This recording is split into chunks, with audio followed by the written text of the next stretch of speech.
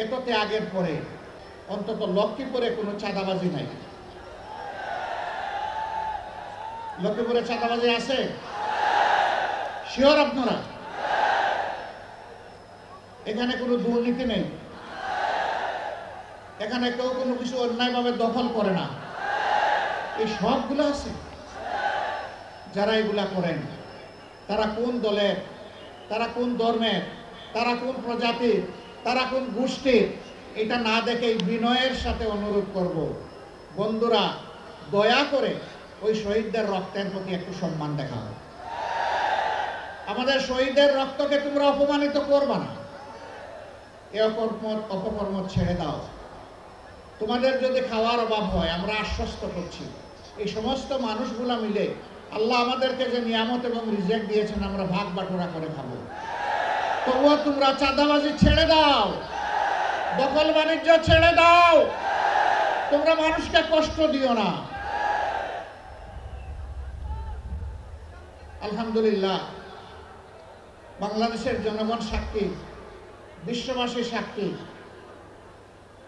2009 সালের 10 জানুয়ারি আওয়ামী লীগ ক্ষমতায় আসার পর 2024 সালের 5ই আগস্ট পর্যন্ত যেই দলের সবচেয়ে বেশি সংখ্যক শীর্ষ নেতাকে খুন করেছে তার নাম হচ্ছে বাংলাদেশ জামাত ইসলামী। এক এক করে 10 জনকে খুন করেছে আর আল্লাহ একজনকে বাঁচিয়ে রেখেছেন। তিনি হচ্ছেন আমাদের ভাই এটিএম আজহারুল ইসলাম।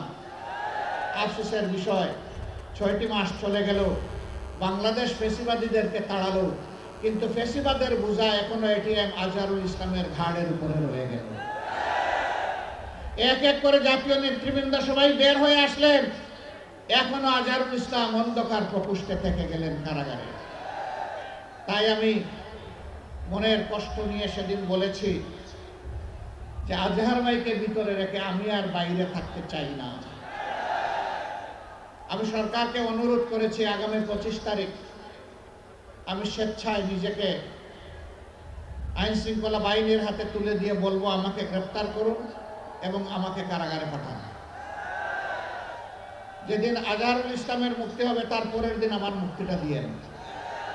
13টি বছর কারাগারের অন্ধকার প্রকোষ্ঠে দুঃখে দুঃখে জীবনের সাথে তিনি লড়াই করছেন। এই সময়টা প্রিয়তমা সহধর্মিণীকে তিনি হারিয়েছেন। এই সময়টা তার পরিবার ছিন্ন ভিন্ন হয়ে গিয়েছে।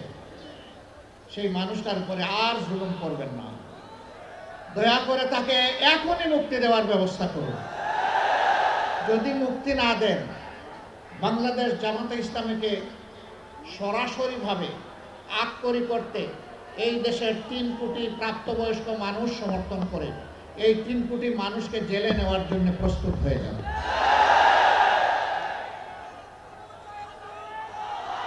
আমার সম্মানিত ভাইরা, এই 54 বছরে এই বাংলাদেশে অনেক কিছু ঘটে গিয়েছে। দফায় দফায় রক্তের বন্যা বয়ে গিয়েছে। আমি কথা লম্বা করব না, আপনাদের দিকে তাকায় আমার খুব কষ্ট হচ্ছে। আমরা ছায়ায় আছি আর আপনারা কঠোর রোদের মধ্যে আছেন। আমি খুব সংক্ষেপে 2-4টি কথা বলে শেষ করতে চাই। এই 54 বছরে অনেক দলের শাসন আপনারা দেখেছেন, অনেক আদর্শের কথা আপনারা শুনেছেন, কিন্তু সংখ্যাগরিষ্ঠ মানুষের প্রিয় আদর্শ ইসলামের শাসনটাই দেশবাসীর দেখার সুযোগ হয় নাই। জানি না এইটুকু হায়াত পাবো কিনা।